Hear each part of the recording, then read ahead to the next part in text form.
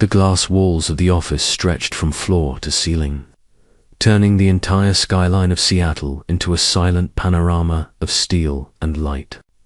Far below, the harbor moved with slow precision.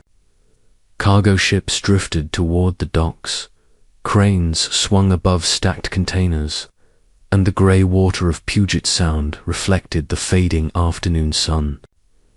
Nathan Cross stood with his hands resting lightly against the cool glass, looking down at a city that belonged to him in ways most people would never understand. To the public, Nathan Cross was a brilliant entrepreneur. At 35, he owned a technology logistics empire that had grown with almost unbelievable speed. His companies built cloud infrastructure for international shipping, automated port operations, and controlled data networks that connected businesses across continents. Magazines called him a visionary. Investors called him a genius. But those titles were just a convenient illusion. Behind the glass towers, encrypted servers, and boardroom meetings existed a second empire. The real one, the Cross Syndicate. Nathan's companies quietly controlled major shipping lanes along the West Coast. Containers moved through Seattle, Tacoma, Vancouver, and Los Angeles under his authority. Some carried legitimate cargo electronics, machinery, luxury goods. Others carried things governments preferred not to notice: weapons, rare artifacts, unregistered technology, money that traveled across oceans without leaving fingerprints. Nathan turned away from the window and walked slowly back toward his desk.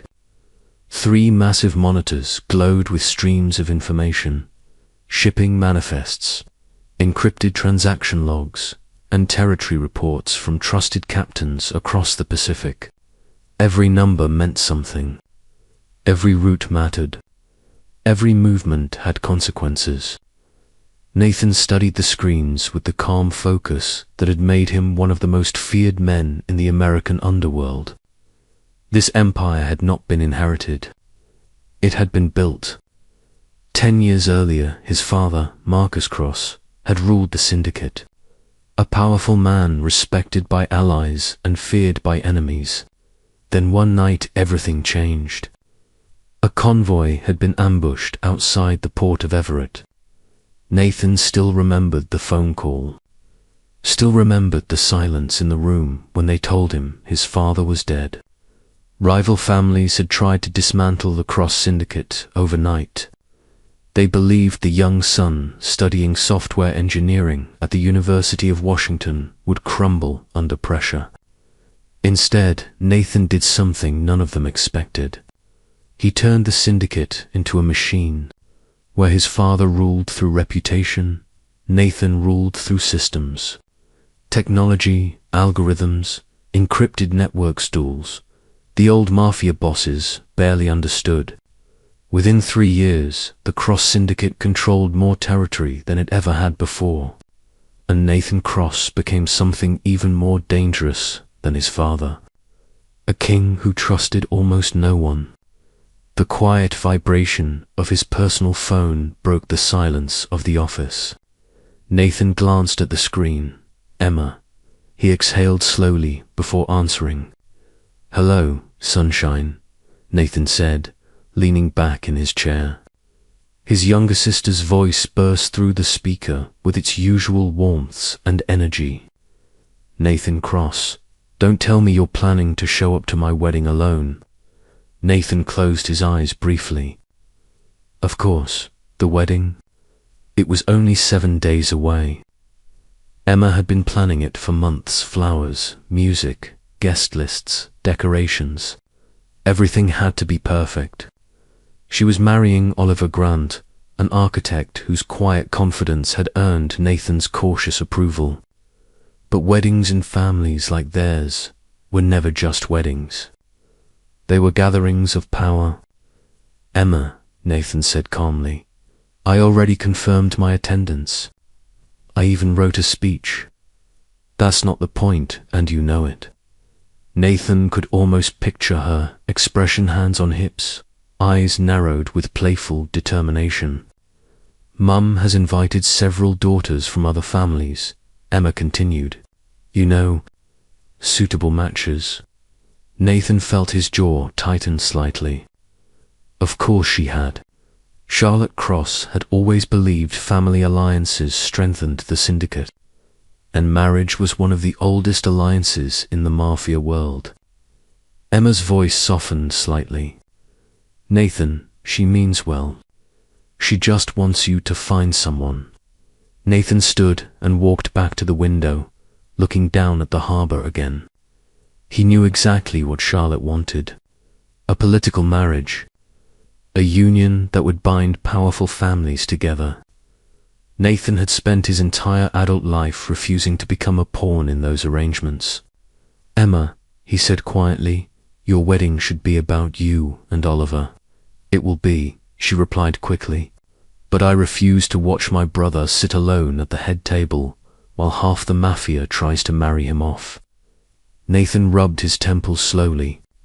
Emma had always been the only person who could speak to him this way, because she was the only person he trusted completely. After a few more teasing threats and affectionate arguments, the call finally ended. The office fell silent again. Outside, the sun had begun to sink behind the Olympic mountains, casting long shadows across the water.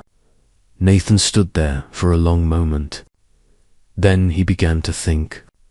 He could not refuse to attend the wedding. That would insult Emma. But if he arrived alone, the entire night would become a parade of introductions arranged by his mother. Potential brides, political alliances, carefully planned manipulation.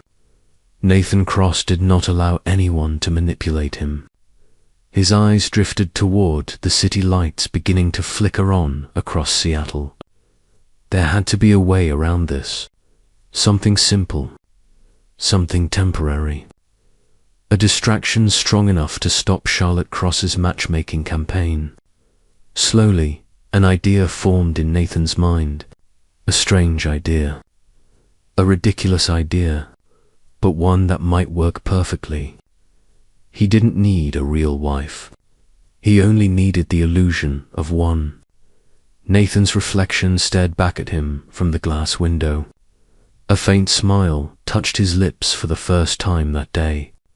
He would bring a wife to the wedding, just not a real one.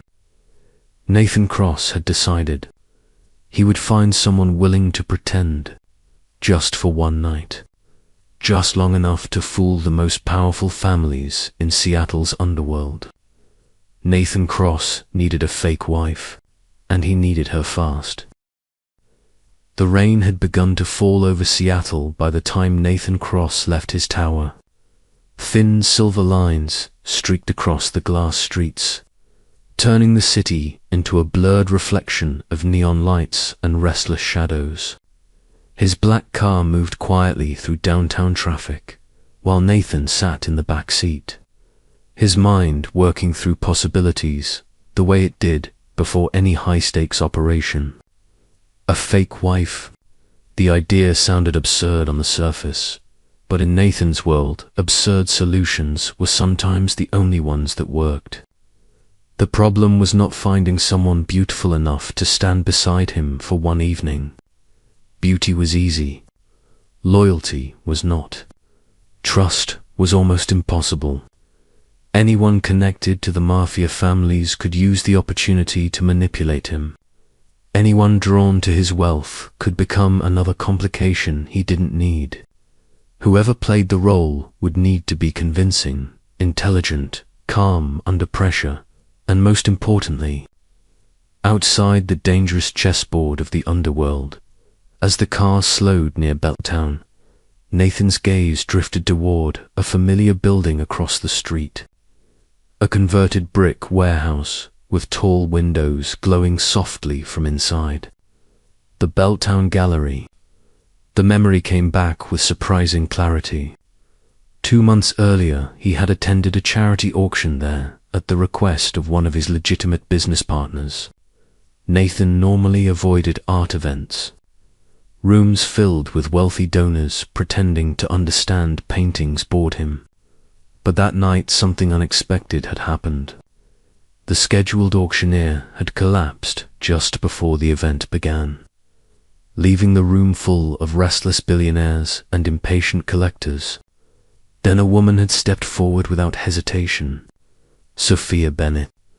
Nathan remembered the moment perfectly. She had worn a simple black dress, nothing extravagant, yet the entire room had gone quiet when she started speaking.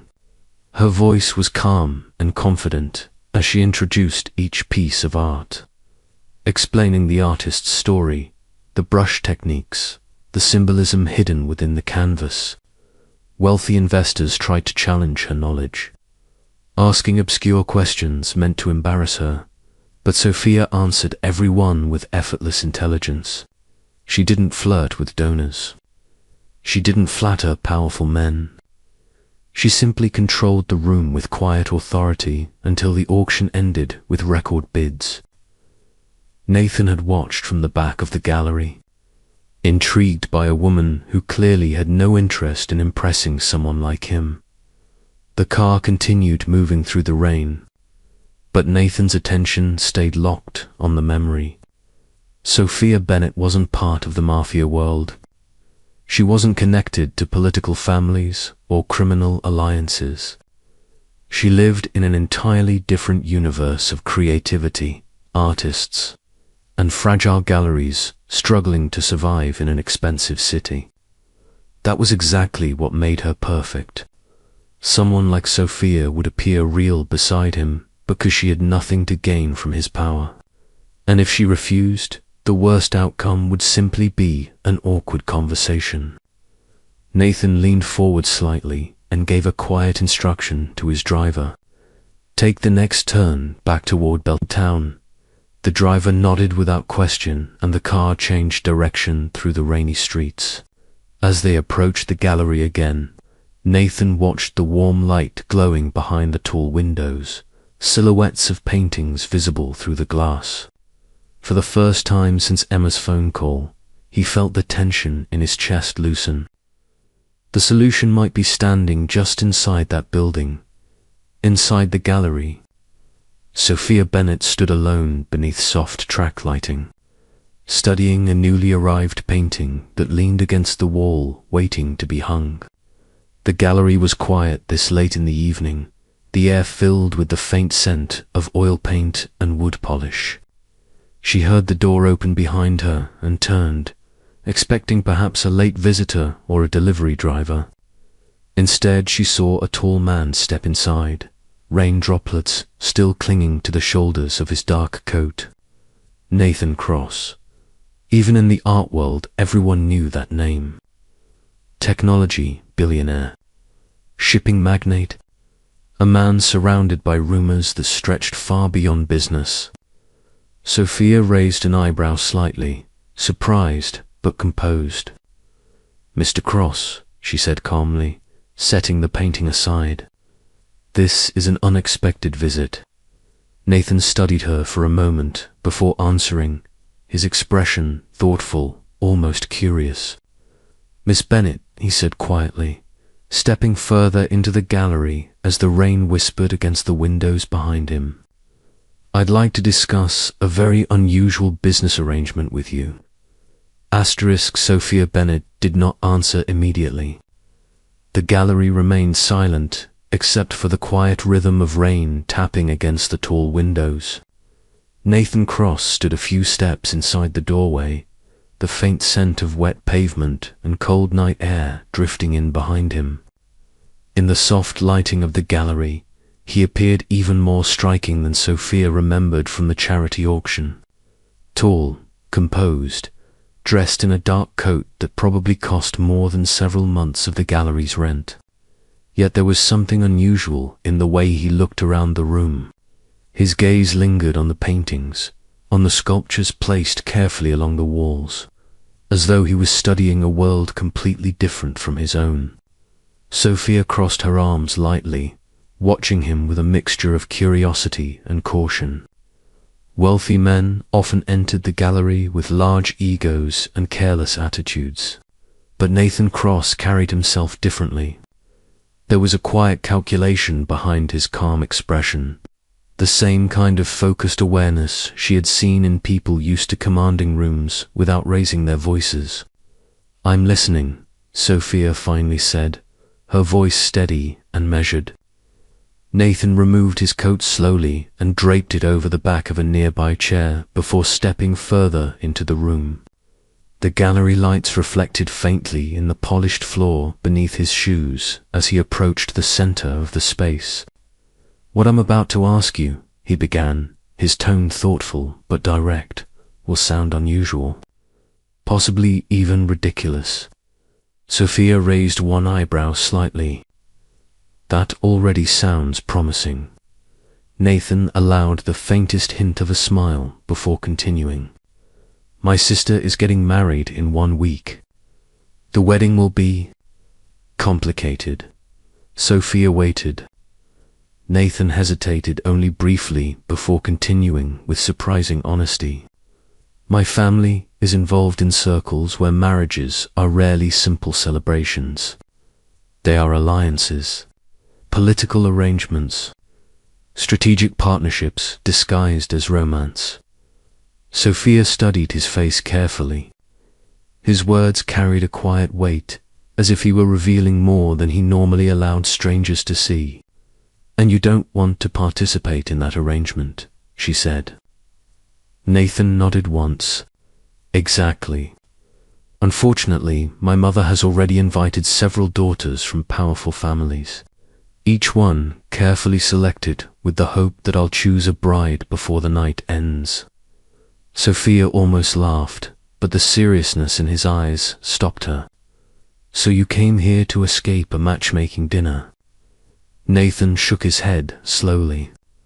"Not a dinner, a battlefield." The room seemed to grow slightly quieter as the weight of that statement settled in the air. Sophia leaned lightly against the edge of a display table, folding her arms again. "And where exactly do I come into this battlefield, Mr. Cross?" Nathan took a slow breath before answering. "I need someone to attend the wedding with me. Someone convincing enough that my family will believe I'm already committed." Sophia blinked once, surprised by the direction the conversation had taken. Nathan continued calmly.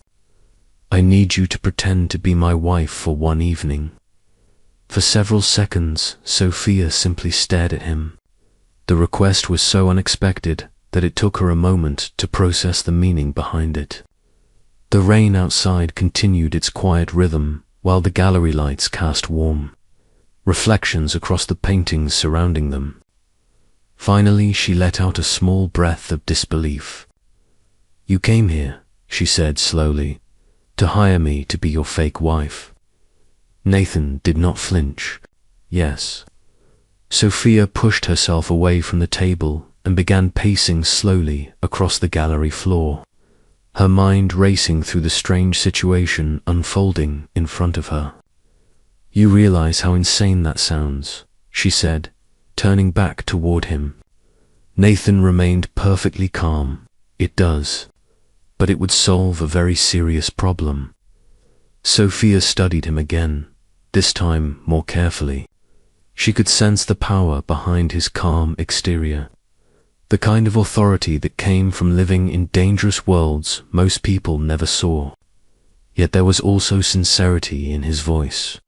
He truly needed help. "And why me?" she asked. "Why not hire an actress? Or one of the many women who would happily volunteer for the role?" Nathan's eyes met hers directly. "Because those women would want something from me." He paused slightly before continuing. "You don't." The answer hung between them with surprising honesty. Sophia considered it quietly. She had spent years building her career in the art world, learning to read people quickly. Nathan Cross was not lying. Whatever secrets surrounded his life, his reason for coming here was genuine. And what exactly would this performance involve? she asked cautiously. Nathan stepped closer, though still maintaining a respectful distance. Attend the wedding with me. Smile. Hold my hand. Allow my family to believe we've been married privately for several months. Sophia let out a soft laugh, though there was tension beneath it. That's quite the performance. Nathan nodded. I would compensate you for your time. $10,000. Sophia's laughter stopped instantly. $10,000 could cover months of gallery expenses, artist payments, overdue bills that had been keeping her awake at night. The number echoed in her mind like a sudden thunderclap. But money had never been her motivation for working in art. She looked back at Nathan carefully, sensing that this strange proposal carried consequences beyond what he had explained. One night, Nathan added quietly, "Then we go back to our separate lives." Sophia stood silent for several moments, the weight of the decision settling around her like the quiet storm outside the windows. Somewhere deep inside, instinct whispered that stepping into Nathan Cross's world, even for one evening, might change more than either of them expected. Sophia Bennett did not answer Nathan Cross immediately. The gallery lights hummed softly above them, casting warm reflections across the polished wooden floor while rain continued, sliding down the tall windows like quiet silver threads.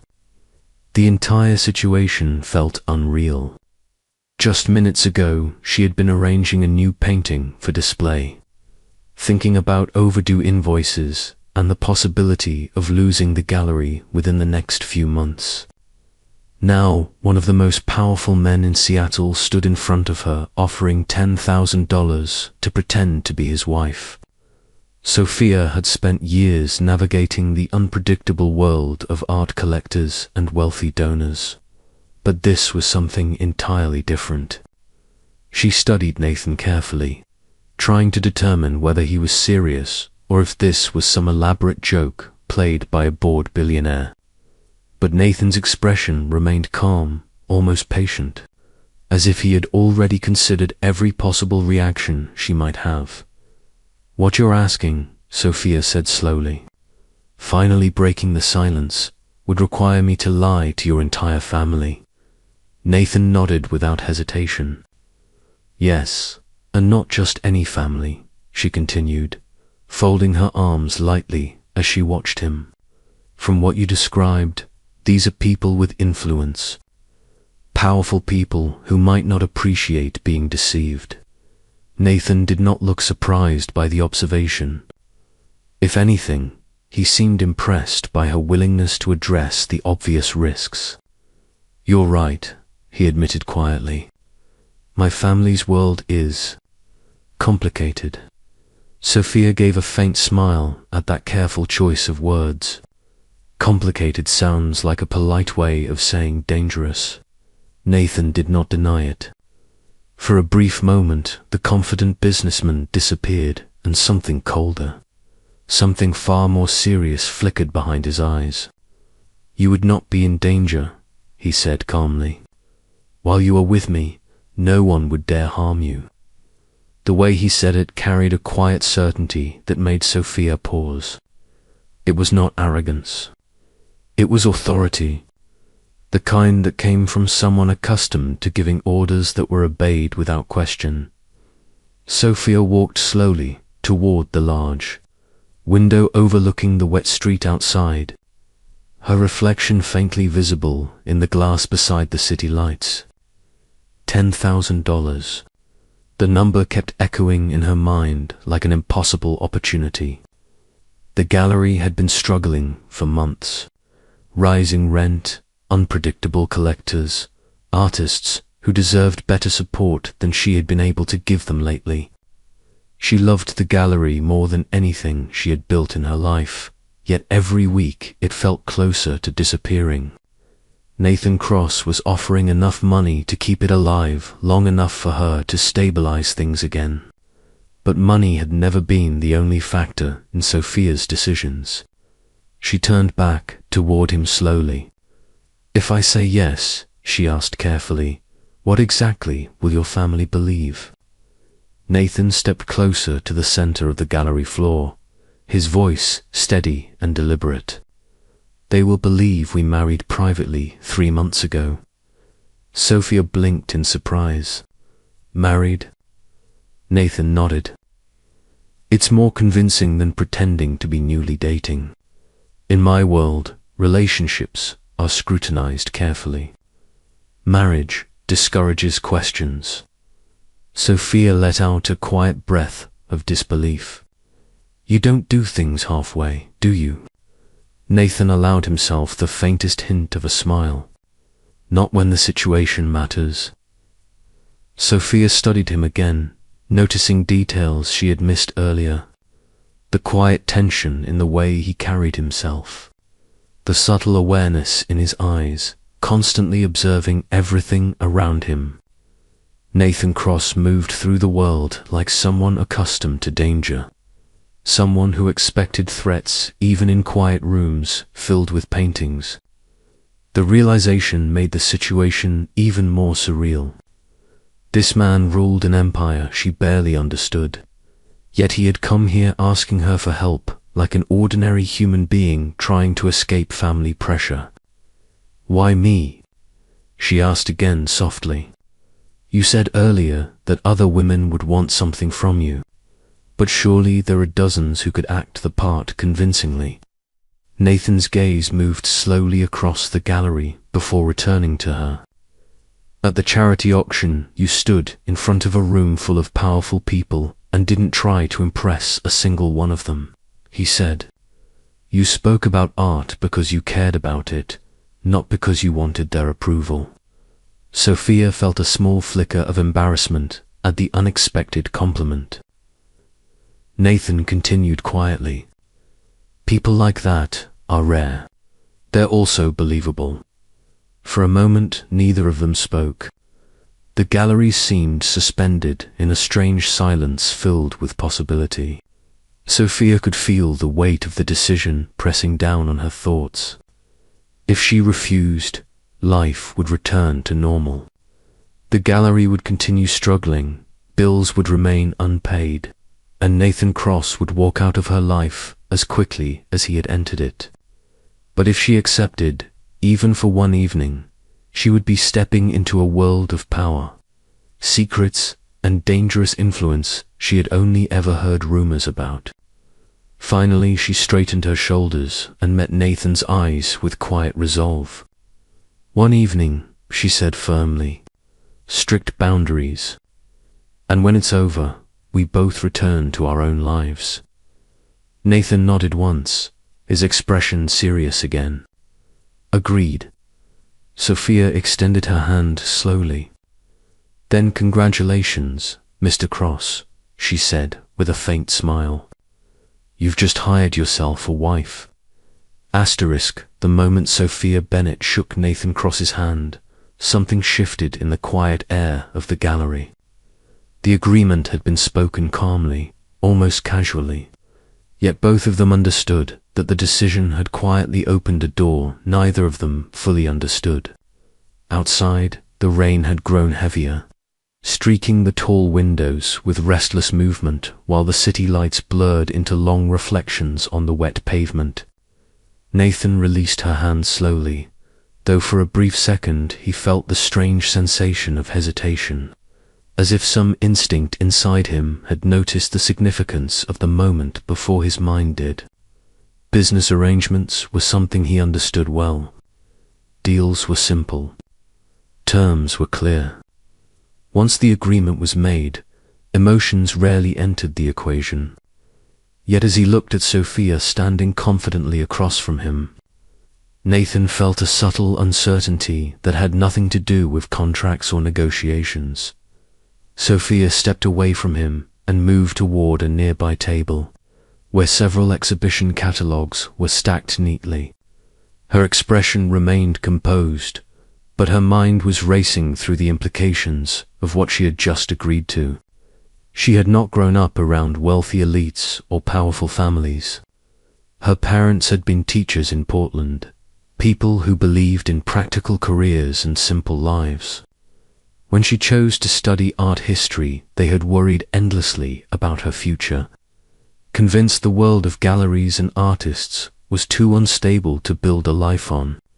Yet Sophia had always believed that art mattered, that people needed beauty, stories, expression. The gallery had become her entire world, and now she had just accepted $10,000 from a mysterious billionaire whose calm authority hinted at a much darker reality beneath his polished reputation. Nathan broke the silence first. "We should prepare you before the wedding," he said thoughtfully, walking slowly toward one of the large abstract paintings displayed on the wall. "My family will ask questions." "They always do." Sophia crossed her arms lightly and leaned against the table behind her. "What kind of questions?" Nathan studied the painting in front of him for a moment before answering. "The kind designed to expose weakness. They will want to know where you grew up, how we met, why I married you in secret. They will watch every gesture, every word. In my family, trust is expensive." Sophia noticed the slight pause before that last word, as if Nathan had carefully chosen a less revealing description. She raised one eyebrow. "Your family sounds like a charming group." Nathan allowed himself the smallest hint of a smile. "They are loyal. That's the part that matters." Sophia considered that answer carefully. Loyalty was a powerful concept, especially in worlds built on influence and power. But loyalty often came with expectations, obligations that could trap people in complicated relationships. The more Nathan spoke about his family, the more she sensed that his life was far removed from anything she had experienced before. Nathan turned to face her again. If you enjoyed this story and want to watch the full version, you can continue it on my Patreon.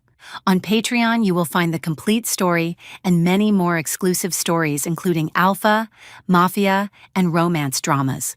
If you love deep emotional stories, powerful characters, and dramatic relationships, Patreon is where I share the full experience. Visit my Patreon to unlock the full story and support the channel. The Patreon link is available in the video description below.